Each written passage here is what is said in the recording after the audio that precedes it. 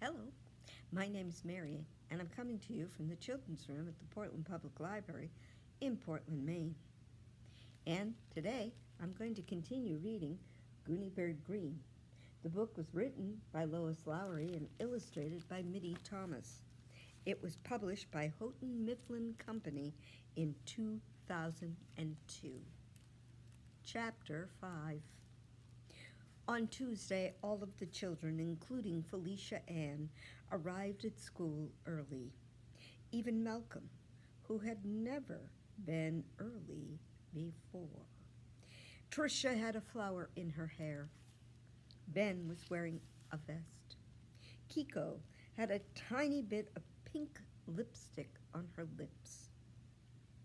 And Barry Tuckerman was wearing a polka dot bow tie. "Good morning, class," Mrs. Pigeon said. "Don't you all look nice today?" "You do too, Mrs. Pigeon," the children said, and Mrs. Pigeon blushed. "Well," she said, "I thought I'd wear my new shoes today." Usually Mrs. Pigeon wore soft, comfortable shoes, but today she was wearing very shiny, high-heeled shoes with gold buckles. The principal, Mr. Leroy, made announcements on the intercom. He announced a bake sale and a birthday and a meeting of the crossing guards. A fifth-grade boy read a poem about Christopher Columbus over the intercom. Everyone in the school said the Pledge of Allegiance together. Then it was time for school to begin. But Goony Bird wasn't there. "Well," Mrs. Pigeon said, "let's take out our social studies books, class. Let's turn to the chapter called Cities." "But Goony Bird isn't here," Nicholas called. "No," Mrs. Pigeon said. She isn't. She seems to be absent today. Maybe she has the chicken pox."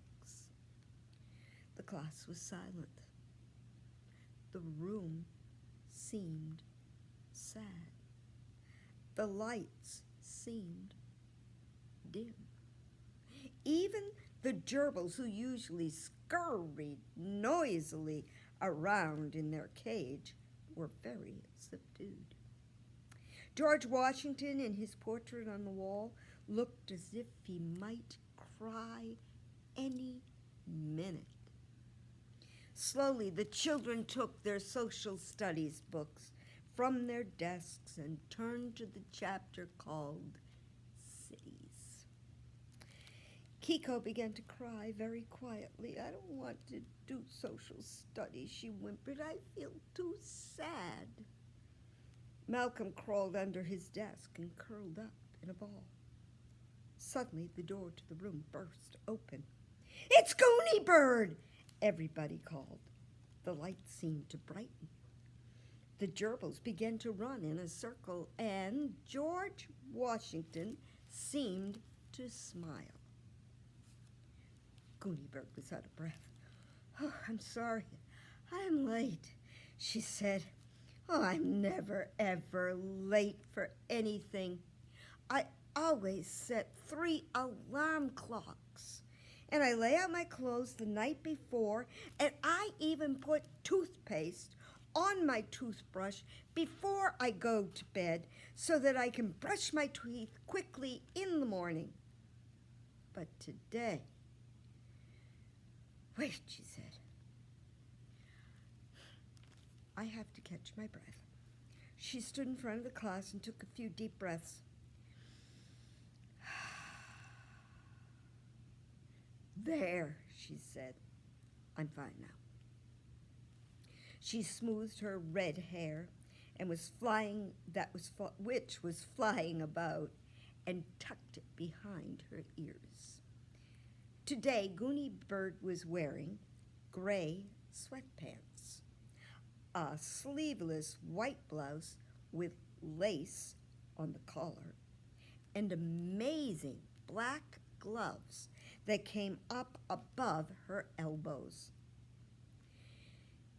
This morning, she explained, I quite unexpectedly had to direct an orchestra. An orchestra? Asked Mrs. Pigeon. Yes, a symphony orchestra. Mrs. Pigeon smiled. I hear all sorts of interesting excuses for tardiness, but I have never heard that one before. I believe I'm unique, said Goony Bird. Yes, you are indeed. Did you wear your gloves when you were directing the orchestra? Yes, said Goony Bird. As a matter of fact, I did. I found them very helpful. All of the second graders had their hands in the air and were pretending to lead orchestras. Even Malcolm was back in his seat, using 2 pencils as orchestra batons. Goony Bird headed toward her desk. She looked around at the other children's open books. I see we're in the middle of social studies, she said. Mrs. Pigeon slipped one foot out of a high-heeled shoe and rubbed it with her hand. Then she put her shoe back on. Actually, she said, I think the class would appreciate it if we held story time a little early today. Yay! Called all the children, and they closed up their social studies books. A Goony Bird story? Goony Bird asked. Yes, said Mrs. Pigeon. Yes! Called all the children. Goony Bird smoothed her long gloves. She went back up to the front of the room. Which one would you like today? She asked. How Catman was consumed by a cow? Oh, I'd certainly like to hear about Catman and the cow sometime, Mrs. Pigeon said. Maybe tomorrow? But this morning I'd like to hear one called Why Goony Bird Was Late for School Because She Was Directing a Symphony Orchestra. Oh, Goony Bird said. All right, I could tell that. And it will be absolutely true? Mrs. Pigeon asked. Of course, Goony Bird said. Have you forgotten? All of my stories are absolutely true. Then she curtsied and began. Why Goony Bird was late for school because she was directing a symphony orchestra. Once upon a time. In fact, it was just this morning. Goony Bird Greene got up and got dressed in the clothes that she had carefully laid out the night before. She ate her breakfast, brushed her teeth with her pre-pasted toothbrush, gathered up her homework, put on her elbow-length gloves, and started off to the Water Tower Elementary School. Goony Bird interrupted herself. She explained to the teacher and the class, sometimes stories start in the most ordinary way. Then they become exciting when something unexpected happens. Don't you find that to be true? The children nodded, thinking about their favorite stories. Like Where the Wild Things Are, Ben suggested. Or Little Red Riding Hood, Beanie said, when the wolf appears and you don't expect it. Oh, I'm scared of the wolf, Kiko whispered loudly. Every time the wolf appears, Shh, the children said, and Goony Bird continued. Goony Bird walked down Park Street, turned the corner onto Walnut Street, And when she was halfway down Walnut Street, halfway to school, suddenly she paused. I've explained before, she said, about the word suddenly. It makes things exciting. Sometimes, class, if you're creating a story and you get stuck, just say the word suddenly, and you won't have any trouble continuing at all. What a good idea, Mrs. Pigeon said. We should start a list called Writing Tips. What happened suddenly on Walnut Street, Goony Bird? Goony Bird continued. Suddenly, she saw an enormous red and white bus coming very slowly. Each window had a head in it. The bus was quite full of people. Now, Goony Bird was amazed.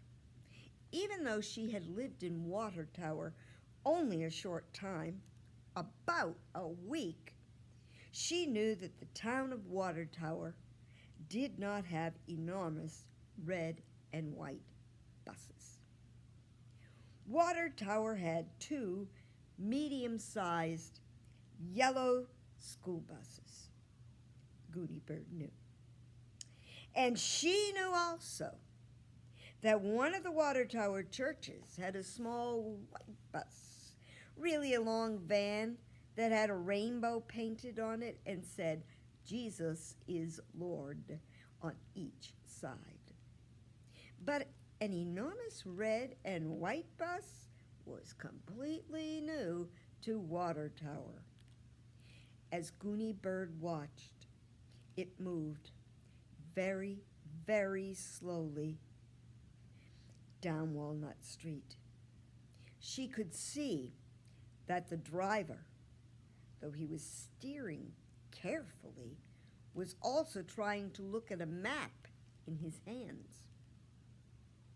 The bus driver saw Goony Bird, and he beeped his horn, a very small beep. He pulled the bus to a stop with a breathy sound of brakes.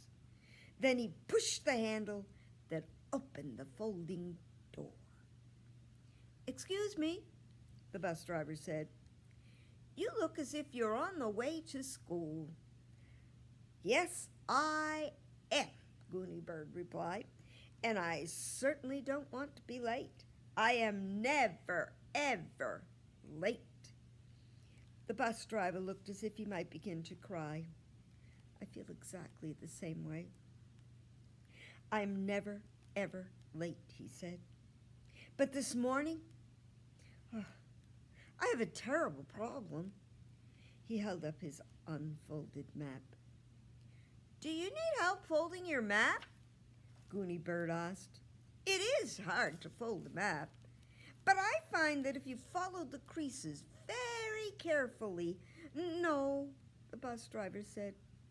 "My problem is that I'm lost." "Oh, dear," Goony Bird said, and the driver continued. "We're going to be late for a concert." "A concert?" "Yes, I have an entire symphony orchestra on this bus." Goony Bird paused. "Questions about orchestras?" she asked. "Class?" Barry Tuckerman was waving his hand wildly. "We know all the parts of an orchestra. We listen to a young person's guide to the orchestra. Winds, Ben called. Strings, Tricia called. She pretended to play an imaginary violin. Brass, Chelsea called. She tried to make a trombone noise, not very successfully. "Percussion," said Malcolm loudly, and he began to tap his 2 pencils in rhythm on his desktop. "And also," Barry called out, his hand still waving, "we listen to Peter and the Wolf." "Oh," Kiko said in a small voice, I hate when the wolf comes. Every time the wolf appears, I... Shh! The children said. Goony Bird continued. So, Goony Bird climbed up the steps and got on the bus. Every seat was filled. There were men and women in the bus, all of them dressed in black. All the men wearing black turtleneck shorts. The women were all wearing long black skirts. They definitely looked like an orchestra, but they looked very distressed. "Where are you supposed to go?" Goony Bird asked the bus driver. "To the town hall auditorium," he said. "We're supposed to play a concert there this morning." He looked at his watch. "It begins in 20 minutes, he said in a worried voice. "I'll get you there," Goony Bird said. The bus driver called to the orchestra players. "This wonderful girl is going to direct us," he said. "Yay!" the orchestra players all called. Luckily, even though she had lived in Water Tower for only a week, Goony Bird knew exactly where the town hall auditorium was, because her father had pointed it out when they drove around the town. "There is the hospital," her father had said. "Go there if you happen to fall from a ladder and break your arm." "There is the police station," he had said. "Go there if you happen to see a bank robber on the loose." "And there is the town hall auditorium," her father had said. "Go there if you want to see a ballet or a concert." "Start the bus," Goony Bird told the driver, "and turn right at the very next corner." It was a good thing that she was wearing her long black gloves. When she pointed, everyone could see her long black pointing finger. There was no place for Goony Bird to sit down. And we all know that it's dangerous to stand while a bus is going. But she had no choice. She stood beside the driver and held on to the side of his seat. He promised to drive very, very carefully. "Next, turn left," Goony Bird said and pointed. "And there we are," she told him. "See that large brick building? That is the town hall auditorium." "Yay!" the orchestra players called again. The women began to comb their hair. "Thank you for directing us," they all said to Goony Bird as they got out of the bus. The driver had opened the luggage compartment and was lifting out cellos. "You will be late to school," one man said as he picked up a large black case. "Trombone," he explained. "Yes, I will," Goony Bird said. "I will be tardy." "Is there some way that we can thank you for leading our orchestra?" he asked. Goony Bird thought for a moment. Finally, she thought of a way, and she whispered it to the trombone player. He nodded. "Yes," he said, "we will do that." One by one, the musicians thanked Goony Bird. She said goodbye and hurried down the street to Water Tower Elementary School. She arrived at school just as the class was about to read cities in their social studies books. The end. "Questions, anyone?" Goony Bird asked. "Was there a drum player?"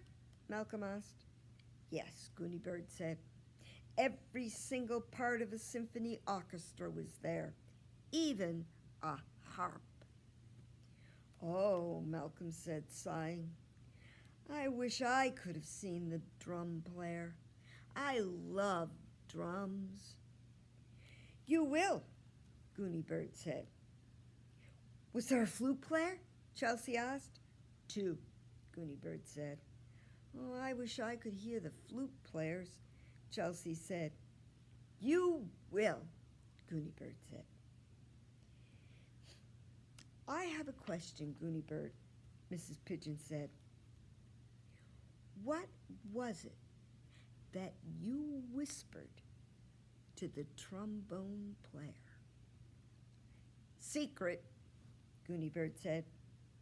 But you'll find out at 12 o'clock sharp. That's lunchtime, Mrs. Pigeon pointed out.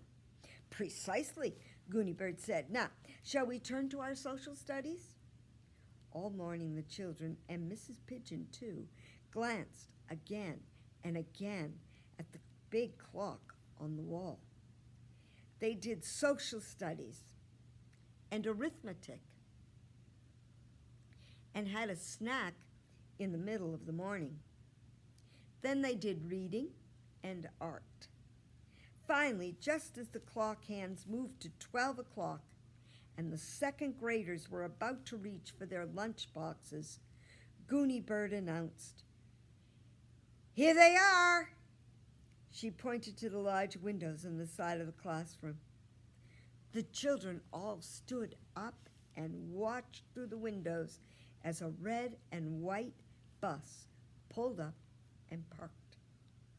When the door of the bus opened, the orchestra players came out one by one, holding their instruments.